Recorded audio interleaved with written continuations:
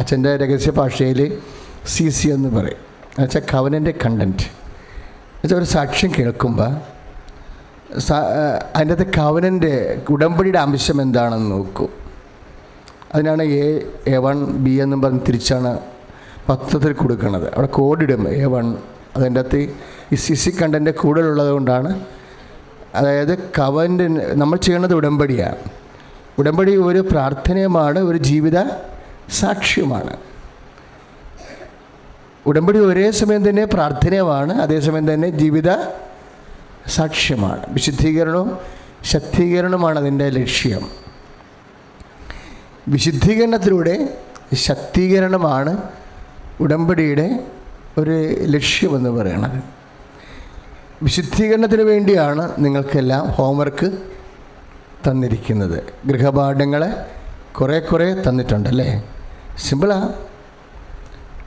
വിശ്വാസമുള്ളവന് സിമ്പിളാണ്, വിശ്വാസമില്ലാത്തവർക്ക് സിമ്പിളല്ല. കുടുംബ പ്രാർത്ഥന പോലും അവർക്ക് സിമ്പിളല്ല അല്ലേ. വിശ്വാസം കുറവുള്ളവർക്ക് കുടുംബ പ്രാർത്ഥന പോലും സിമ്പിളല്ല. അതായത് അപ്പോൾ അവരെ നമ്മളിവിടെ റെഫർ ചെയ്യുന്നില്ല. ഉടമ്പടി എടുക്കുന്ന ആരാണ്? വിശ്വാസമുള്ളവരാണ് ഉടമ്പടി എടുക്കുന്നത്. അവരെ മാത്രമേ അഡ്രസ്സ് ചെയ്യുന്നുള്ളൂ. പിന്നെ സാക്ഷ്യങ്ങൾ കേൾക്കുമ്പോൾ സ്വാഭാവികമായിട്ടും വിശ്വാസമില്ലാത്തവരെ ടാർഗറ്റ് ചെയ്യുന്നുണ്ട്. ഉടമ്പടിയിലല്ല ടാർഗറ്റ് ചെയ്യണത്, സാക്ഷ്യത്തിൽ വിശ്വാസമില്ലാത്തവരെ നമ്മൾ ടാർഗറ്റ് ചെയ്യുന്നുണ്ട്. എന്താണ് കാരണം? സാക്ഷ്യങ്ങൾ കേൾക്കുമ്പോൾ ഇപ്പോഴും ഇക്കാലത്തും ദൈവം ഇത്രയും ഇറങ്ങി വന്ന് മനുഷ്യൻ്റെ പച്ചയായ ജീവിതത്തിൽ ഇടപെടുന്നുണ്ടല്ലോ. അത് വ്യത്യസ്തങ്ങളായ രീതികളാണ്. ചിലപ്പോൾ ഉടമ്പടി പോലും വേണ്ടി വരത്തില്ല. ഇപ്പം നമ്മൾ രോഗികളെ പ്രാർത്ഥിക്കാൻ ഉടമ്പടി എടുക്കണില്ല. ക്യാൻസറാണ്, കള്ളൻ അസുഖമാണെന്ന് പറഞ്ഞാൽ അവർക്കെല്ലാ 9 ദിവസങ്ങളിലും ഇവിടെ ഒരു ഉടമ്പടി എടുക്കാതെ പ്രാർത്ഥനയുണ്ട്. അത് സിറ്റുവേഷനാണ്. അതവരുടെ ഇപ്പോഴത്തെ അവർക്ക് എമർജൻസി ആയിട്ട് വേണ്ടത് എന്താ? സൗഖ്യമാണ്. അത് കഴിഞ്ഞിട്ടാണ് പിന്നീട് ആധ്യാത്മിക വളർച്ചയ്ക്കും സൗഖ്യം നിലനിൽക്കാനും വേണ്ടിയുള്ള പരിചരണങ്ങൾ, സുവിശേഷ പരിചരണങ്ങൾ നൽകുന്നത്. അപ്പോൾ സൗഖ്യം പ്രാപിച്ചവർ ഉടമ്പടി എടുക്കുന്നതാണ് അവർക്ക് നല്ലത്. ഇപ്പം ആനിയുടെ ഒരു സാക്ഷ്യം എന്താ? പ്രളയത്തിൽ വീട് കത്തിപ്പോയി അല്ലേ. ആനി ഉടമ്പടി എടുത്തിട്ടില്ല. ആനയെ കണ്ടപ്പോൾ എന്താ പറഞ്ഞത്? കർത്താവ് നിന്നെ സന്ധിക്കും. അത്രയേ ഉള്ള കാര്യം. തീർന്നു. ആ ചാപ്റ്റർ ക്ലോസ് ചെയ്ത്. അത് ആരുടെയും റിസ്ക് പറയുന്നതല്ല, ചെല്ലാൻ പോകുന്ന കുർബാനയുടെ ആസ്തിയിലാണ് സംസാരിക്കുന്നത്. കർത്താവ് നിന്നെ സന്ധിക്കും, കർത്താവ് നിനക്ക് പുതിയ വീട് തരും.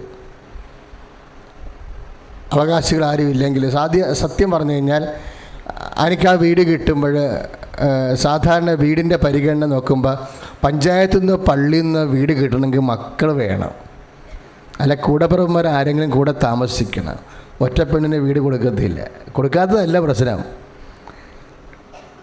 ഭർത്താവും മക്കളുള്ള ആൾക്കാർ വീടില്ലാത്തവർ വേറെ ഉണ്ടാവും ആ ഇടവകയിൽ. അപ്പോൾ വികാരിച്ചൻ ഭർത്താവും മക്കളുള്ളവർക്ക് കൊടുക്കുക വീട്, അതാ ആരുമില്ലാതെ ഒറ്റയ്ക്ക് താമസിക്കുന്നവർക്ക് കൊടുക്കുക.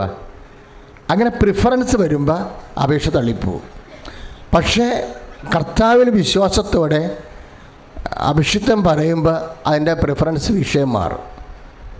അതെന്താണ്? അതിൻ്റെ പിന്നിലുള്ള ഈടുവെപ്പ് യോഗ്യതയെന്ന് പറയണത് വിശ്വാസമാണൊരു യോഗ്യത. നമ്മുടെ എല്ലാത്തിൻ്റെ യോഗ്യത എന്താ? Faith is our merit. അതെപ്പോഴും നമ്മൾ ഓർത്തേക്കണം. നിങ്ങളെ കൊണ്ട് പത്രമൊക്കെ വിതരണം ചെയ്യിക്കണില്ലേ പ്രേക്ഷിത പ്രവർത്തനം? അതിൻ്റെ അർത്ഥം എന്താണ്? ഫെയ്ത്തിന് നിക്ഷേപിക്കാൻ കഴിയാത്തവർ ഉടമ്പടിക്ക് ചെയ്യേണ്ടതെന്നാണ് എൻ്റെ അർത്ഥം. ഇപ്പോൾ ഒരു മോളെ സാക്ഷി എന്താ പറഞ്ഞത്?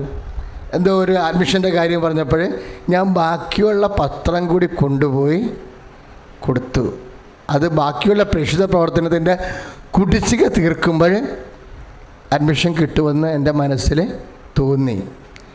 ശരിക്കും പറഞ്ഞാൽ അവളത് വീട്ടിൽ പറയാതെ തന്നെ പോകണത്. എന്താ കാര്യം? പത്രം വിതരണം ചെയ്യാനാണ്, ഈ അഡ്മിഷൻ കിട്ടാൻ വേണ്ടി പത്രം വിതരണം ചെയ്യാനാണ് വീട്ടിൽ നിന്ന് പോകണമെന്ന് കേട്ട് കഴിഞ്ഞാൽ വീട്ടുകാർ കളിയാക്കുമല്ലോ, അതുകൊണ്ട് മിണ്ടാതെ പോകുന്നതെന്നാണ്. പക്ഷേ അതിന് ഉള്ളൊരു പ്രശ്നം, മിണ്ടിക്കൊണ്ട് പോരുന്നതാണ് എപ്പോഴും ആധ്യാത്മികമായിട്ട് നല്ലത്. കാര്യം വിശ്വാസം പ്രഖ്യാപിക്കാനുള്ളതാണ്. എപ്പോഴും നമ്മൾ ശ്രദ്ധിക്കണം. കുറച്ച് കാര്യങ്ങളുണ്ട് ഇതിൻ്റെ അകത്തൊക്കെ. വീട്ടുകാരോട് പറയണം, ഞാൻ എടുത്ത പ്രേക്ഷിത ഉടമ്പടിയുടെ ഭാഗമായി കുറച്ച് പത്രം കുടിച്ച് ഇരിക്കുന്നുണ്ട്, അതുകൂടി കൊടുക്കാനാണ് ഞാനിപ്പോൾ പോകുന്നത്. അത് കൊടുത്തു കഴിയുമ്പോൾ അഡ്മിഷൻ ഓക്കെ ആകുമെന്ന് എൻ്റെ മനസ്സ് തോന്നിക്കുന്നുണ്ട് എന്ന് പറഞ്ഞാൽ ആരോടാണ് മനസ്സ് തോന്നിക്കണത്? എന്താണ്? പരിശുദ്ധാത്മാവാണ് അങ്ങനെ തോന്നിക്കണത്, അല്ലേ? അപ്പോൾ അവരെന്നാ ചെയ്യും? അവർ നമ്മളെ കളിയാക്കും. ദേ ഒരു വട്ട് കേസ് ഇറങ്ങിയിട്ടുണ്ടെന്ന് പറയും. ഇതവർ പറയണം, ഇത് വീട്ടുകാരെ കൊണ്ട് പറയിപ്പിക്കണം. നമ്മളൊരു വട്ട് കേസാണെന്നുള്ളത് വീട്ടുകാരെ കൊണ്ട് പറയിപ്പിക്കണം. കാര്യം ആദ്യകാലങ്ങളിലൊക്കെ ഞാൻ ശുശ്രൂഷ ചെയ്യുമ്പോൾ അച്ഛന്മാരും പറയാമായിരുന്നു, VP എന്നുള്ളതിന് ഇവിടെ വട്ടഭ്രാന്തനാണെന്ന് പറയുക.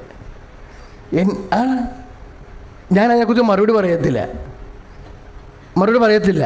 കാര്യം വിശ്വാസത്തിൻ്റെ ചില ലെവല് എനിക്കറിയാം. അതായത് നമ്മൾ ഹോണർ ചെയ്യണത് ആരാ? പണ്ട് എൻ്റെ കൂടെ ഒരു ക്ലാസ്മേറ്റ് ഉണ്ടായിരുന്നു. അപ്പോൾ ഞാൻ അച്ഛനായി കഴിഞ്ഞിട്ട് അവരെ കണ്ടിട്ടില്ല. പിന്നെ 10ാം ക്ലാസ് വിട്ട് പോകുന്നതാണ്, പിന്നെ കണ്ടിട്ടില്ല.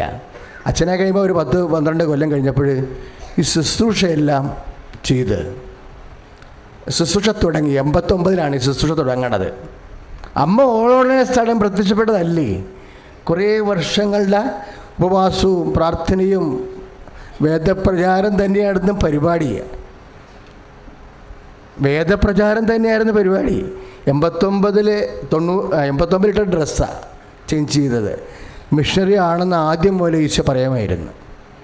അതുകൊണ്ടാണ് മിഷൻ എന്ന് പറയുമ്പോൾ മരിക്കാൻ നടക്കുന്നത്. കർത്താവിനെ അറിയാത്തവരെ, നിങ്ങളോട് പറയത്തില്ലേ, കർത്താവിനെ അറിയാത്തവരെ അറിയിക്കണം, അറിഞ്ഞവരെ ആഴപ്പെടുത്തണം. അതിനാണ് ഇതെല്ലാം ചെയ്തിരിക്കുന്നത്.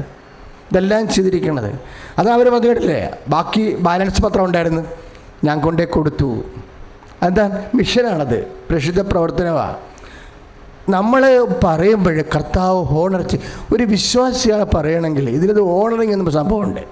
വിശ്വാസ ജീവിതത്തിലുള്ളതാണ് ഓണർ എന്ന് വെച്ചാൽ നമ്മളിങ്ങനെ പറഞ്ഞാൽ കർത്താവ് അത് അംഗീകരിക്കും.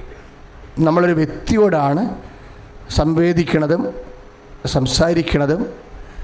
ഞങ്ങളൊക്കെ ഈ വേഷം കെട്ടിയിരിക്കുന്നത് ആർക്ക് വേണ്ടിയാണ്? ഈ വേഷക്കാരന് വേണ്ടിയാണ്. അങ്ങനെ വേഷം പോലും ഇല്ലാതെ തുണിയില്ലാണ്ട് കിടക്കുന്നു. അവൻ അങ്ങോട്ട് വല്ലാതെ അങ്ങ് വിശ്വസിച്ചാണ് ഈ ജീവിതം ഇങ്ങനെ വെക്കണത്. അങ്ങനെ അത് അവന് പിടികിട്ടിക്കഴിഞ്ഞാൽ സംഭവങ്ങൾ കുറച്ച് എളുപ്പമാകും. അത് കർത്താവിന് പിടികിട്ടുന്നതാണ് വിഷയം. നിങ്ങളെക്കൊണ്ട് ഈ രോഗികളെ കുളിപ്പിക്കണൊക്കെ എന്തിനാണെന്നറിയോ? നിങ്ങൾ സീരിയസ് ക്രിസ്ത്യനാണെന്നറിയാൻ വേണ്ടിയാണ്. ഞാൻ രോഗിയായിരുന്നു, നിങ്ങളെന്നെ സന്ദർശിച്ചു എന്ന് പറഞ്ഞ് ഞാൻ പറഞ്ഞില്ല, തറവാട്ടിൽ പോയി അവിടെ ഇളയ നാത്തൂരുണ്ടെന്നും പറഞ്ഞുകൊണ്ട് നിങ്ങൾ കൈ കഴുകണ്ട, മൂത്ത നാത്തും പോയി അപ്പനെ കുളിപ്പിക്കുക, അമ്മയപ്പനെ കുളിപ്പിക്കാൻ പറയും. അയ്യോ, അമ്മായപ്പനെ ഞാൻ കുളിപ്പിക്കാനാന്ന്. അപ്പോഴവരുമായിട്ട് ഇടിവെച്ചായിരിക്കും ചിലപ്പോൾ കുടുംബത്തിൽ നിന്ന് പോന്നിട്ടുള്ളത്. അവർ ചിലപ്പോൾ നമ്മൾ ചവിട്ടി പുറത്താക്കിയായിരിക്കും ചിലപ്പോൾ. പക്ഷേ ഈ കക്ഷിയെ നമ്മൾ പോയി കുളിപ്പിക്കണം. കാര്യം എന്തറിയോ? നമ്മൾ സീരിയസ് ക്രിസ്ത്യനാണെന്നറിയാൻ വേണ്ടിയാണ്. സീരിയസ് ക്രിസ്ത്യനാണെന്ന് കർത്താവിന് പിടികിട്ടിയാൽ കാര്യങ്ങളെ നിങ്ങളാണ് നിങ്ങളുടെ കാര്യങ്ങൾ താമസിപ്പിക്കുന്നത്. അതായത് നമ്മൾ സീരിയസ് ആണെന്ന് കർത്താവിനെ തോന്നിപ്പിക്കണം. അതിനാണ് ഈ പ്രേക്ഷിത വേല. അപ്പം അന്ന് ഇതുപോലെ ചിട്ട് കാര്യങ്ങളും ഇതുപോലെയുള്ള ആൾക്കാരെ ചിട്ടയിലായിരുന്നു. വന്നവർ അച്ഛനെ കണ്ടുപോകണ ഒരു കാലമായിരുന്നു 89-90. അപ്പോൾ എൻ്റെ ക്ലാസ്മേറ്റ് ഇതിൻ്റെ അകത്ത് വന്ന് ഞാൻ അറിഞ്ഞില്ല. കാര്യം അവരുമായിട്ട് ഞാൻ 10 കൊല്ലം പഠിച്ചതല്ലേ. അത് കഴിഞ്ഞിട്ട് കണ്ടൊക്കെ ഇവരെ നിന്ന കാര്യം അറിഞ്ഞില്ല. ഭയങ്കര ഇടി, ചീട്ടൊന്നുമില്ല. കൈക്കരുത്തുള്ളവൻ കയറി കണ്ടച്ചും പോണ കാര്യമാണ്. മേട നിറച്ച് ആളിങ്ങനെ കൂടിക്കൊണ്ട് നിൽക്കും. ഈ നമ്മുടെ ആശുപത്രിയിലൊക്കെ നിൽക്കണ പോലെ. രാത്രി 8 മണിയായപ്പോഴും ആൾക്കാർ തീർന്നില്ല. 8:30 ആയപ്പോഴാണ് ഈ മോളെ കണ്ടത്. ഞാൻ ഇരിക്കുന്ന സ്ഥലത്ത് എഴുന്നേറ്റ് പോയി. കാര്യം എത്രയോ വർഷങ്ങൾക്ക് ശേഷം കണ്ടതാണ്. പക്ഷെ കാണുമ്പോഴുണ്ട് ഇവർ കരഞ്ഞ് പിടിച്ച് വല്ലാത്തൊരവസ്ഥയാണ്. ഞാൻ ചോദിച്ചു എന്നാ പറ്റിയെന്ന് ചോദിച്ചു. അപ്പോൾ പറഞ്ഞ് ഹസ്ബൻഡ് വിളിച്ചിട്ട് 4 കൊല്ലമായെന്ന് പറഞ്ഞത്. 4 കൊല്ലമായിട്ട് പിരിഞ്ഞ് നിൽക്കുക. കർത്താവ് ഇതെല്ലാം കേൾക്കുന്നുണ്ട്. നിങ്ങൾ ഈ വിഷയം ശ്രദ്ധിക്കണം, നല്ലതാണ്. അതായത് 4 കൊല്ലമായിട്ട് പിരിഞ്ഞ് നിൽക്കുക. ഇപ്പോൾ ഒരു കണക്ഷനും ഇല്ല. മൊബൈലില്ലാത്ത കാലമാണ് 89ഒക്കെ. 96 മൊബൈൽ വന്നത്. എസ്കോട്ടിലൊക്കെ വരുന്നത് 96 94 ഇത് 89 90 കരിയടി പറയണത്. അപ്പം ഞാൻ ഭർത്താവ് എന്തൊക്കെ കത്ത് വന്നിട്ട് എത്ര കൊല്ലമായി? 4 കൊല്ലം കണക്ഷൻ ഇല്ല. എന്നിട്ട് ഇവർ വീട്ടിൽ വന്ന് താമസിക്കണം അവരുടെ. പക്ഷേ വീട്ടിൽ വന്ന് താമസിക്കുമ്പോൾ അതിനേക്കാൾ ഇടയ്ക്കിടാവും. എന്താണ് കാര്യം? വീട്ടിലെ ആങ്ങളമാരുടെ കല്യാണം നടക്കണില്ല. അപ്പം ആങ്ങളമാർ ഗുസ്തിയായി. അപ്പം അമ്മയെ ചാട്ടം കയറ്റി ഇവളപ്പോൾ കൊച്ച പുറത്ത് അടിച്ച് അവളെ കൊണ്ട് ഹോസ്റ്റലിൽ നിർത്തിയിരിക്കുകയാണ്. എന്തിനാണ്? ആങ്ങളമാർക്ക് പെണ്ണ് കിട്ടാൻ വേണ്ടി അവൾ ഹോസ്റ്റലിൽ നിൽക്കുകയാണ്. അപ്പം മൂത്ത ആങ്ങള 1 മാസത്തെ കാശ് കൊടുക്കും, നടുവത്തെ ആങ്ങളെ വേറെ മാസത്തെ കാശ് കൊടുത്ത്, ഇളയ ആങ്ങള, അങ്ങനെ 3 ആങ്ങളമാർ 3 മാസത്തെ കാശ് വെച്ച് ഓരോ മാസം കാശ് കൊടുക്കും. അപ്പോൾ ഒരു പ്രാവശ്യം മൂത്താങ്ങളുടെ റോള് വന്നപ്പോൾ, മൂത്താങ്ങളുടെ പൈസ കൊടുക്കേണ്ട സമയം വന്നപ്പോൾ അയാൾ മറന്നും പോയി, അയാളെ കൈമടത്തുകയും ചെയ്തു. അതോടുകൂടി ഹോസ്റ്റൽ വാർഡൻ ഒരു തോന്നിവാസം പറഞ്ഞ് ചുമ്മാ കിടന്ന് പട്ടി തിന്നണവർ തിന്നിക്കണമെന്ന് പറഞ്ഞ് അതോടുകൂടി ഇവർക്ക് ഭ്രാന്തി പിടിച്ച പോലെ ഇവർ 2ാം നിലയും താഴേക്ക് ചാടി ഹോസ്റ്റലിൽ നിന്ന്. ദൈവം അനുഗ്രഹിച്ച് ചരലക്കൂനെ വീണിട്ട് കൈ ഒടിഞ്ഞില്ല, കട്ടിച്ച് രക്ഷപ്പെട്ടു. ആ ഒരു അവസ്ഥയിലാണ് എന്നെ കാണാൻ വരണത്. അപ്പോൾ ഇവരുടെ ഇത് നമുക്കൊന്നും ചെയ്യാൻ പറ്റത്തില്ല. കാര്യം ഇപ്പം തന്നെ ഇവർക്ക് 10-30 കിലോമീറ്റർ സഞ്ചരിക്കാതെ നാട്ടിലെത്താൻ പറ്റത്തില്ല. മണി ഇപ്പം തന്നെ 8-8 ആയി. അപ്പോൾ എനിക്ക് തന്നെ എന്ത് ചെയ്യണമെന്ന് അറിയാൻ പാടില്ല. എന്ത് ചെയ്യണമെന്ന് അറിയാൻ പാടില്ലെങ്കിൽ നമ്മളെ പ്രാർത്ഥന തുടങ്ങേണ്ടത് അങ്ങനെയാണ് തുടങ്ങേണ്ടത്. നമുക്ക് ഒരു എത്തും പിടിയില്ലാത്ത അവസ്ഥ വരത്തില്ലേ? എത്തും പിടിയില്ല എന്ന് നിങ്ങൾക്ക് തോന്നിയാൽ എന്താണ് നിങ്ങൾക്ക് തോന്നണത്, ആ നിസ്സഹായതയായിരിക്കണം ആദ്യത്തെ പ്രാർത്ഥന എന്ന് പറയണത്. ഇപ്പോൾ ഒരു ചേട്ടത്തി സാക്ഷ്യം പറഞ്ഞില്ലേ, കർത്താവ് കിഡ്നിയും മുഴയാണ്, എൻ്റെ പ്രശ്നം അതല്ല, ഞാൻ ഓപ്പറേറ്റ് ചെയ്താൽ എന്നെ നോക്കാൻ ആരും ഇല്ല. അതാണ് സംഭവം. വിജയചന്ദ്രിക എന്ന് പറഞ്ഞൊരു മോള് ചേച്ചി സാക്ഷ്യം പറഞ്ഞില്ലേ, അവിടെ പ്രാർത്ഥന എന്താ? ഞാൻ കിടന്നു പോയാൽ എന്നെ ബൈസ്റ്റാൻഡറായിട്ട് എനിക്ക് ആരുമില്ല. ഇതാണ് സംഭവം. എന്തായാലും നമ്മുടെ മനസ്സിൽ ഇപ്പോൾ ജപ്തി നടപടി വരാൻ പോവുകയാണ്. എൻ്റെ 2 പെൺകുഞ്ഞുങ്ങളെയും കൊണ്ട് ഞാൻ എങ്ങനെ നിരത്തിലിറങ്ങും കർത്താവേ എന്നുള്ളത് തന്നെയാണ് പ്രാർത്ഥനയാക്കി മാറ്റേണ്ടത്. എന്താണ് മനസ്സിൽ വരണത് അതുപോലെ തന്നെ. സ്തുതിക്കട്ടെ, ഹല്ലേലൂയ.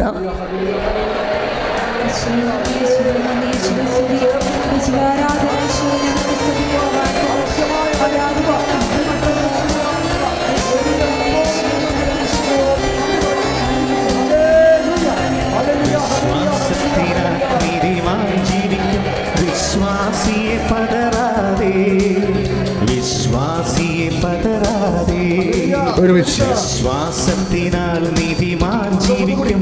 വിശ്വാസിയെ പതറാതെ, വിശ്വാസിയെ പതറാതെ, വിശ്വാസിയെ പതറാതെ, വിശ്വാസിയെ പതറാതെ, വിശ്വാസിയെ പതറാതെ, വിശ്വാസിയെ പതറാതെ, വിശ്വാസത്തിനാൽ നീതിമാൻ ജീവിക്കും. വിശ്വാസിയെ പതറാതെ, വിശ്വാസിയെ പതറാതെ. പരിശുദ്ധ പരമദിവ്യകാരുണ്യത്തിന് ഞാൻ ഈ മോളുടെ തലയെ കൈവച്ചിട്ട് ഞാൻ ഈശോയോട് പറഞ്ഞത് എന്താ, ഈശോ ഇപ്പം ഈ സമയത്ത് എന്ത് ചെയ്യണമെന്ന് എനിക്ക് അറിയത്തില്ലെന്നാണ് പറഞ്ഞത്. അതാണ് എന്താണ് നമ്മുടെ മനസ്സിൽ വരുന്നത് അതുപോലെ തന്നെ. കാര്യം എന്തറിയോ, എപ്പോഴും എൻ്റെ മനസ്സിൽ ഒരു 1000കണക്കിന് മനുഷ്യർക്ക് ആശ്വാസം കൊടുക്കാൻ വേണ്ടി എൻ്റെ മനസ്സിലുള്ളൊരു വചനം എന്താണെന്നറിയോ? ആ സെമേൽ പഠിക്കുന്ന കാലം വരെ കിടക്കുന്ന വചനമാണ്. എന്താ? ഞാനാണ് വഴി, സത്യം, ജീവൻ. ഇതൊരു ഭയങ്കര വചനമാണ്. നിങ്ങളുടെ മനസ്സിലത് എപ്പോഴും ഉണ്ടാകണം. 14:6 വഴിയും സത്യം എന്ന് പറഞ്ഞേ, വഴിയും സത്യവും ജീവനും ഞാനാകുന്നു.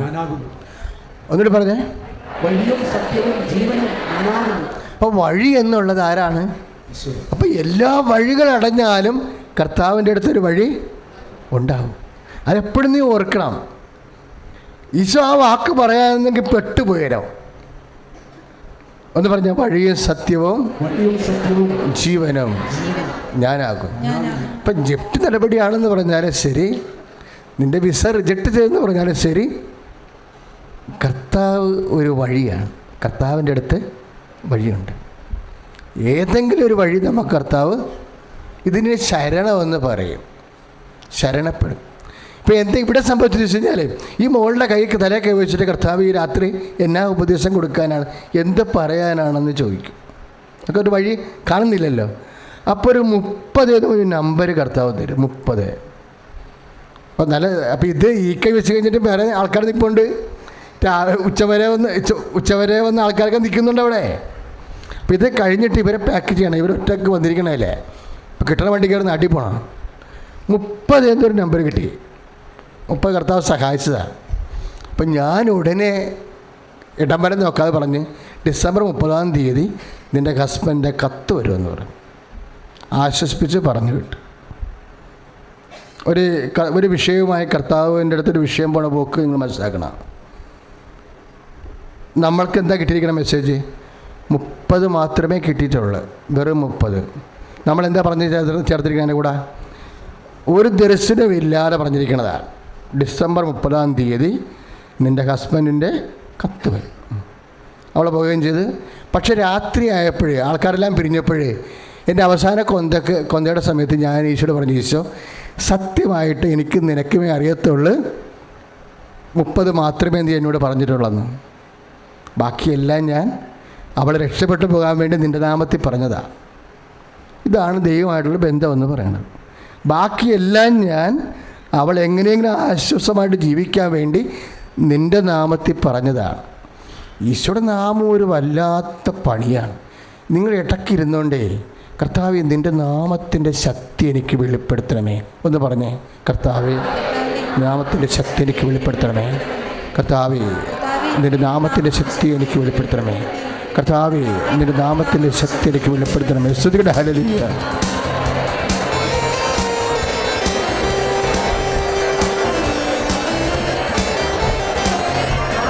വിശ്വാസത്തിനാൽ കടങ്ങളൊഴിയും, വിശ്വാസത്തിനാൽ രോഗങ്ങൾ മാറും, വിശ്വാസത്തിനാൽ വാൾമുന ഒടിയും, വിശ്വാസത്തിനാൽ സിംഹങ്ങളടങ്ങും. വിശ്വാസിയെ പതറാതെ, വിശ്വാസിയെ പതറാതെ, വിശ്വാസിയെ പതറാതെ, വിശ്വാസിയെ പതറാതെ.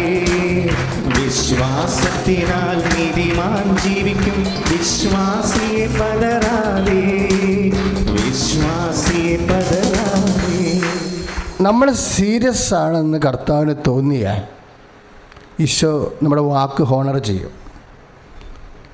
ഇത് കുറേ ഈ ടൈപ്പ് അനുഭവങ്ങളുണ്ട്. കുറേ ഒരു ജനുവരി മാസം ഫെബ്രുവരി മാസത്തിൽ ഇവരെന്നെ തിരിച്ചു വരും എൻ്റെ അടുത്ത് സന്തോഷത്തോടെ. അപ്പോൾ ഞാൻ പറഞ്ഞു, മേരി എന്നാ പറ്റി?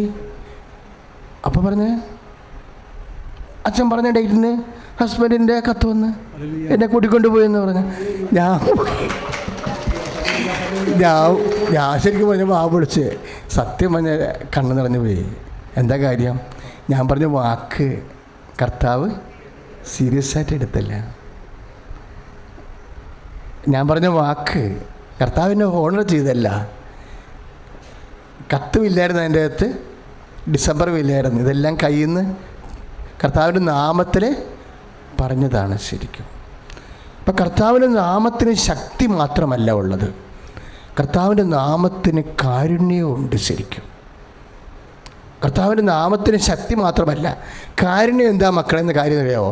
ഇവൾ ഇടിവെച്ചാണ് പോകണമെന്നുണ്ടെങ്കിൽ അവൾക്ക് നീതിയില്ലല്ലോ, പിന്നെ എന്താ വേണ്ടത്? കാരുണ്യമാണ് വേണ്ടത്. ഇവൾ ഭർത്താവിൻ്റെ കൂടെ താമസിക്കാൻ ഇഷ്ടമില്ലാതെ അമ്മായിയമ്മയുടെ ഗുസ്തിയായിട്ടാണ് ഇവൾ പോകുന്നതെന്നുണ്ടെങ്കിൽ അവിടെ ഇവൾക്ക് കാരുണ്യത്തിന് അർഹതയില്ല. കാര്യം എന്താണ്? നീതിയായിട്ട് നോക്കിയാൽ കാരുണ്യം കിട്ടാനുള്ള സാധ്യതയില്ല. പക്ഷെ നമ്മൾക്ക് വേണ്ടത് എന്താണ്? പലപ്പോഴും കാരുണ്യമാണ് വേണ്ടത്.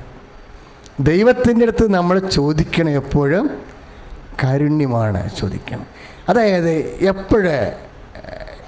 ഏത് വിഷയമായാലും നിങ്ങൾക്ക് കാരുണ്യം കിട്ടാനുള്ള ഒരു മാനസികാവസ്ഥയിലേക്ക് പ്രാർത്ഥന നിങ്ങൾ ലോവൽ ട്യൂൺ ചെയ്ത് കൊണ്ടുവരണം. പറഞ്ഞ മനസ്സിലായില്ലേ മക്കളെ? നമ്മൾക്ക് ദൈവത്തിൻ്റെ കാരുണ്യം കിട്ടാനുള്ള ഒരു മാനസിക, അല്ലെങ്കിൽ നമ്മളിങ്ങനെ നെഞ്ചും കയറ്റി കണ്ടത്തടിക്ക് മുണ്ടത്തടി എന്ന് പറഞ്ഞു ഈ സാധനം വർക്കൗട്ട് ചെയ്യത്തില്ല. എപ്പോഴും ദൈവമായിട്ട് ഡീല് ചെയ്യുമ്പോൾ കാരുണ്യം കിട്ടാനുള്ള ഒരു മാനസിക തലത്തിലേക്ക് നമ്മളുടെ പ്രാർത്ഥനയെയും പ്രവർത്തനത്തെയും കൊണ്ടുവരണം. ചിലതൊക്കെ സമ്മതിച്ച് കൊടുത്തേക്കണം. എന്താണെന്ന് അറിയാം, ഇപ്പോൾ ആ ചേടത്തിനെ പട്ടി എന്ന് വിളിക്കണില്ലേ, കനങ്കാരി ഈശോൻ്റെ അടുത്ത് വരുമ്പോൾ മക്കളുടെ അപ്പം എടുത്ത് പട്ടികൾ കൊടുക്കുക വിഹിതമല്ലെന്ന് പറഞ്ഞു. ആ ചേടത്തിനെ പട്ടി എന്ന് വിളിച്ചില്ലേ. അപ്പോൾ ചേടത്തി എന്നാ പറയണത്? അതിന് മറുപടിയായിട്ട് that is correct my lord. അതല്ലേ, ആ ഭയങ്കര രസമാണത്. കാരുണ്യം കിട്ടാണ് ഫോർമാലിലേക്ക് സംഭവം ട്യൂൺ ചെയ്ത് കൊണ്ട് തന്നെയാണല്ലേ, അത് ശരിയാണ് കർത്താവേ എന്ന്. അപ്പോൾ നമ്മളെ സംബന്ധിച്ചിടത്തോളം എന്തെങ്കിലും ഈടറിവ് ഉണ്ടെങ്കിലും അത് അക്സെപ്റ്റ് ചെയ്യണം. അത് ഇപ്പം നിനക്ക് IELTS നീ 8 പ്രാവശ്യം തോറ്റു, അപ്പം നീ എൻ്റെ അടുത്ത് നീ എന്നാ ബുദ്ധൂസാണെന്ന് ഞാൻ പറയണം. പിന്നെ അച്ഛൻ നാട്ടുകാരുടെ കൂട്ടത്തിൽ എന്നെ ബുദ്ധൂസ് എന്ന് വിളിച്ചാൽ തീർന്ന പരിപാടി അവിടെ ചെയ്ത്. അതിനൊക്കെ പ്രശ്നം നീ പറഞ്ഞാൽ ശരിയാകും. നാട്ടുകാരുടെ കൂട്ടത്തിൽ ഞാൻ നിന്നെ ബുദ്ധൂസ് എന്ന് വിളിച്ചപ്പോൾ നിനക്കത് ഹർട്ടായി. പക്ഷെ പ്രോബ്ലം എന്ന് വെച്ച് കഴിഞ്ഞാൽ ഹർട്ടായി എനിക്ക് വേണേൽ സോറി പറഞ്ഞ് അവസാനിപ്പിക്കാം. പക്ഷേ നിനക്ക് എൻ്റെ സോറിയല്ലല്ലോ വേണ്ടത്. നിനക്കെന്താ വേണ്ടത്? അടുത്ത IELTSൻ്റെ കർത്താവിൻ്റെ കൃപയാണ് വേണ്ടത്.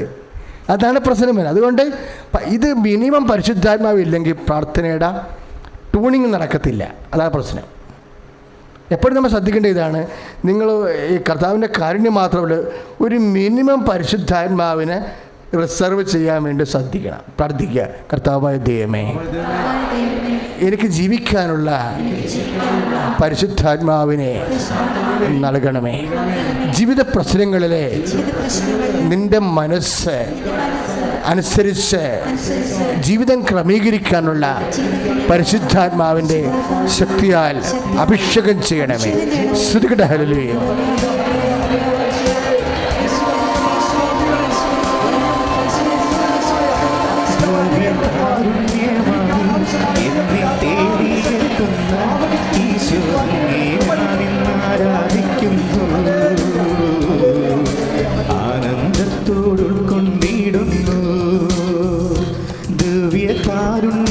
ഒരുമിച്ച് പാടുക. എന്നെ തേടിയെത്തുന്ന ഈശോ അങ്ങേ ആരാധിക്കുന്നു,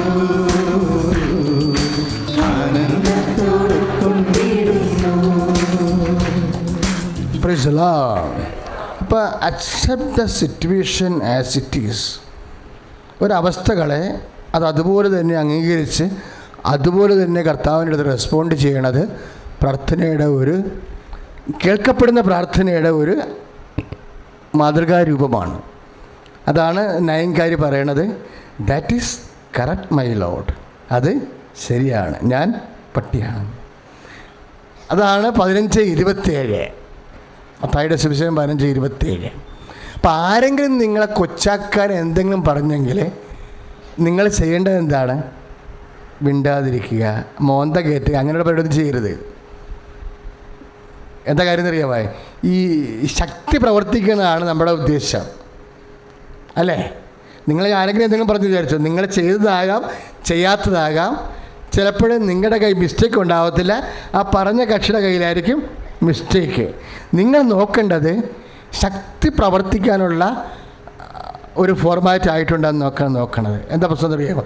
ശക്തി പ്രവർത്തിക്കണത് നിങ്ങൾക്കറിയാമല്ലോ. ഇപ്പം നിങ്ങൾ പശ്ചാത്തപിക്കുവിൻ, നിങ്ങളെ തന്നെ ശുദ്ധീകരിക്കുവിൻ, നാളെ നിങ്ങളുടെ ഇടയിൽ കർത്താവ്, അല്ലേ? അപ്പോൾ അത്ഭുതങ്ങളെന്ന് പറയുമ്പോൾ ജോഷുവ 3:5, അല്ലേ? അപ്പോൾ ഭൗതിക സാഹചര്യങ്ങൾ മെച്ചപ്പെടുന്നതിനും എന്താണ് ഉദ്ദേശിക്കുന്നത്? എന്താണ്? നമ്മളെ തന്നെ ശുദ്ധീകരിക്കുന്നതാണ് ഒരു നടപടി. നിങ്ങളെ തന്നെ ശുദ്ധീകരിക്കുവിൻ, നാളെ നിങ്ങളുടെ ഇടയിൽ കർത്താവ് അത്ഭുതങ്ങൾ പ്രവർത്തിക്കാനുള്ള ഒരു മാർഗം എന്താണ്? ജോഷുവ 3:5. ഇനി മനുഷ്യാവതാരത്തിൻ്റെ മാർഗം എന്താ? ഈ ശക്തി പ്രവർത്തിക്കുന്നത് തന്നെ. പത്രോസ് സംസാരിച്ചപ്പോഴേ ആൾക്കാരെല്ലാം അവരവരുടെ ഭാഷ കേട്ട് ഇല്ലേ, ഉറപ്പല്ലേ? അപ്പം ജനങ്ങൾ പത്രോസിനോട് ചോദിച്ചു, ശ്രീഹന്മാരെ, നിങ്ങളെപ്പോലെ ഞങ്ങൾക്കും പരിശുദ്ധാത്മാവിനെ കിട്ടാൻ എന്താണ് മാർഗം? അപ്പോൾ പത്രോസ് എന്നാ പറഞ്ഞത്? നിങ്ങളെ തന്നെ ശുദ്ധീകരിക്കുവിൻ, പശ്ചാത്തപിക്കുവിൻ, ദൈവത്തിൻ്റെ ആത്മാവിനെ നിങ്ങൾക്കും ലഭിക്കും. അല്ലേ? നടപടി 2:38. ശ്രദ്ധിക്കട്ടെ. Hallelujah, hallelujah, hallelujah, hallelujah. പരിശുദ്ധാത്മാവിനെ ഒന്നിനും ലഭിക്കുവാൻ കർത്താവേ, വിശ്വസിക്കുന്ന വിശ്വാസത്തോടെ മനസ്സിലാക്കുമ്പോൾ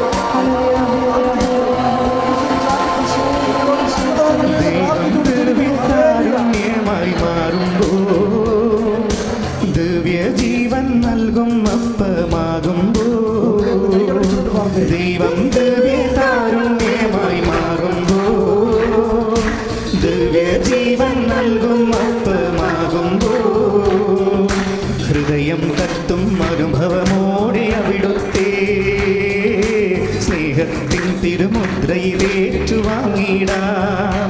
വാവാ എൻ്റെ ഈശോയെ, വാവാ എൻ്റെ ഈശോയെ, എൻ്റെ ജീവൻ തേടും പുണ്യം നീയാണല്ലോ. സ്നേഹമേ, മോക്ഷമേ, ഭാഗ്യമേ. പരിശുദ്ധ പരമദിവ്യകാരുണ്യത്തിന്. അപ്പോൾ പരിശുദ്ധാത്മാവിനെ കിട്ടാനും ഭൗതിക സാഹചര്യങ്ങൾ മെച്ചപ്പെട്ട ഒറ്റ നടപടിയേ ഉള്ളൂ ബൈബിളിലെ. എന്താണ്? അത്യുന്നതിൻ്റെ ശക്തി ആവഹിപ്പിക്കുക. അതിനുള്ള മറുപടി എന്താ? അതിനുള്ള പ്രാഥമിക നടപടി എന്താണ്? നമ്മളെ തന്നെ ശുദ്ധീകരിക്കുക. ഈ നമ്മളെ തന്നെ വിശുദ്ധീകരിക്കുന്ന, പശ്ചാത്തപിക്കുന്ന ഭാഗത്തിൻ്റെ പേരെന്താ? പശ്ചാത്താപവും ബൈബിളിൽ പറയണത് എളിമപ്പെടുത്തുക എന്നുള്ളതാണ്. നമ്മളെ തന്നെ എളിമപ്പെടുത്തുകയാണ് ശരിക്കും. അച്ഛൻ പറഞ്ഞാൽ മനസ്സിലായോ? നമ്മുടെ കയ്യിൽ മിസ്റ്റേക്ക് ഇല്ലെങ്കിലും, നമ്മൾക്കാണ് മേൽക്കൈ എങ്കിലും ചിലരോട് നമ്മൾ തോറ്റു കൊടുക്കും. ആരെ പ്രതി? ഇങ്ങനെ തോറ്റു കൊടുത്തവനെ പ്രതിയായിരിക്കും. ഇങ്ങനെ ഇവന് അതല്ലേ ബൈബിൾ പറയണത്. കർത്താവിൻ്റെ കയ്യിൽ ഒരു തെറ്റുമില്ല. കാരണക്കുറ്റിക്ക് അടിച്ചപ്പോൾ കർത്താവ് ചോദിച്ചു, ഞാൻ പറഞ്ഞ തെറ്റാണെങ്കിലേ നീ തെളിയിക്ക്, അല്ലെങ്കിൽ നീ എന്തിനാണ് എന്നെ അടിച്ചത്? അപ്പം തെറ്റില്ലെന്ന് മനസ്സിലായില്ലേ? തെറ്റില്ലെന്ന്. അപ്പം നമ്മുടെ തെറ്റില്ലെങ്കിലും ചിലപ്പോൾ അടി കൊണ്ടെന്ന് വരും. പറഞ്ഞ മനസ്സിലായ? നമ്മുടെ കയ്യിൽ തെറ്റില്ലെങ്കിലും ചിലപ്പോൾ അടി കൊണ്ടെന്ന് വരും. അപ്പോൾ അടി കൊള്ളുമ്പോഴേ എന്താ ചെയ്യണം? അവിടെ നമ്മളെ എളിമപ്പെടുത്തുകയാണ് ശരിക്കും. നിങ്ങളെ ഓർക്കുമ്പോൾ, അതായത് നമ്മളെ എളിമപ്പെടുത്തുകയാണെങ്കിൽ ഇതെല്ലാം നമ്മൾ ദൈവത്തെ ഒപ്പിച്ചാണ് നിങ്ങളിത് ചെയ്യണമെന്നുണ്ടെങ്കിൽ ദൈവം നിങ്ങളെ ഉയർത്താൻ തുടങ്ങും. അതാണ് ഈശോയ്ക്ക് സംഭവിച്ചത്. ഈശോനെ ഉയർത്തിയതാണ്. പിന്നീട് ആർക്കും, ഒരു അപ്പനെയും ഒരു മക്കളെയും ഒരു കാലത്തും ഉയർത്താൻ പറ്റാത്ത ഉയരത്തിലേക്ക് അവൻ്റെ നാമത്തെ അപ്പൻ ഉയർത്തി കൈയിട്ടിച്ച് കിടത്താണ്. ഹല്ലേലൂയ.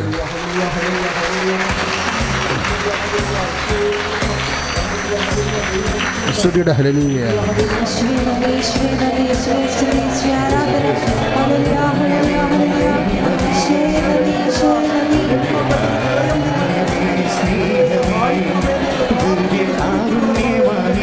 എന്നെ തേടിയെത്തുന്ന ഈശോ അങ്ങേ ഞാൻ ഇന്ന് ആരാധിക്കുന്നു. ഒരുമിച്ച് ആനന്ദത്തോട് കൊണ്ടിടുന്നു. ദിവ്യകാരുണ്യമായി എന്നെ തേടിയെത്തുന്ന ഈശോ അങ്ങേ ഞാൻ ഇന്ന് ആരാധിക്കുന്നു. ആനന്ദത്തോട് കൊണ്ടിടുന്നു. പരിശുദ്ധ പരമദിവ്യകാരുണ്യത്തിന്. അതുകൊണ്ടാണ് ചില കാര്യങ്ങൾ നമുക്ക് തട്ട് കിട്ടിയാലും നമ്മൾ മിണ്ടത്തില്ല. ഇപ്പം നിങ്ങൾക്ക് തട്ട് കിട്ടിയാലും നിങ്ങൾ മിണ്ടത്തില്ല. പക്ഷേ പ്രശ്നമുണ്ട്. നിങ്ങൾ കൂട്ടുകാരൊക്കെ വിളിച്ച് മൊബൈലൊക്കെ വിളിച്ച് പറയുക, അവൾ എന്നോട് അങ്ങനെ പറഞ്ഞു, അയാളോട് അങ്ങനെ കാണിച്ചു, ഇങ്ങനെ കാണിച്ചു എന്ന് പറയാം. ഈ സാധനം ചെയ്യരുത്. ഇതൊക്കെ മണ്ടത്തരാണ്. എപ്പോഴും നമ്മൾ ശ്രദ്ധിക്കണം. അടി കിട്ടിയാൽ നീയും നിൻ്റെ ദൈവവും മാത്രം. നിനക്ക് വേണേൽ പറഞ്ഞും ആൾക്കാരെ കൂട്ടിയും ഗ്രൂപ്പൊക്കെ ഉണ്ടാക്കിയൊക്കെ അവരെ ജയിക്കാൻ പറ്റും.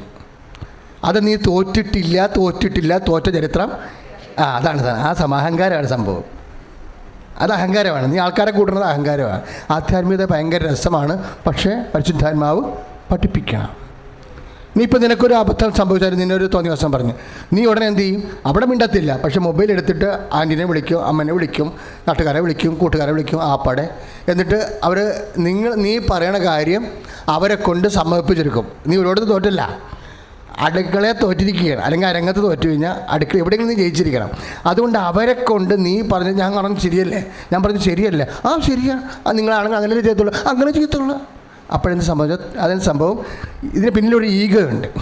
എന്താ പ്രോബ്ലം എന്ന് വെച്ച് കഴിഞ്ഞാൽ, അതായത് ബലഹീനതയിലാണ് ദൈവത്തിൻ്റെ അതാണ് ആ പ്രിൻസിപ്പിളാണ് നമ്മൾ ഫോളോ ചെയ്യേണ്ടത്. അത് 2 കൊരിന്ത്യർ 12:10. അതിൻ്റെ ശക്തി പ്രവർത്തിക്കണ എപ്പോഴും വീക്ക് പോയിന്റിലായിരിക്കും, നമ്മുടെ വീക്ക് പോയിൻ്റായിരിക്കും പ്രവർത്തിക്കുന്നത്. ഇപ്പോൾ നമ്മൾ സ്ട്രോങ് ആണെന്ന് പറഞ്ഞു കഴിഞ്ഞാൽ തെറിപ്പിച്ച് കളയും, ചെമ്പിലെ വെള്ളം പോലെ ഇരിക്കും. എത്ര ഒരു വർഷം മൊത്തം പെയ്താലും ചെമ്പ് വെള്ളം വരക്കുന്നില്ല. അപ്പം നമ്മളിങ്ങനെ ഗ്രൂപ്പിസം കൂടിയിട്ട് നമ്മുടെ പൊസിഷൻ കറക്റ്റാണെന്ന് നാട്ടുകാരെ ഇപ്പോൾ ഈ ചത്തുപൂട മനുഷ്യരെ കൊണ്ട് ഈ കറക്റ്റാണെന്ന് പറഞ്ഞിട്ടുണ്ട്. അവസാനം അവർ പഴവും പിടിച്ച് കറക്റ്റാണെന്ന് പറഞ്ഞു പോകും. ചത്തുപോണ മനുഷ്യർ നിൻ്റെ ആങ്ങളാ, നാട്ടുകാർ, അയൽവാസികൾ, ഇവരെ കൊണ്ട് നീ ചെയ്യണ കറക്റ്റാണെന്ന് പറഞ്ഞാൽ എന്നാ കാണിക്കാനാ? എത്ര കൊല്ലം പറയിപ്പിക്കാൻ പറ്റും? ചാകണ വരെ പറയിപ്പിക്കാൻ പറ്റും. ഇതിന് എന്നാ കിട്ടാനാ? ആരും കറക്റ്റാണെന്ന് പറയണ്ട, ഒരാൾ മാത്രം കറക്റ്റാണെന്ന് പറഞ്ഞാൽ മതി. ഇതാണ് വിശ്വാസ ജീവിതം. സ്തുതിക്കട്ടെ, ഹല്ലേലൂയ.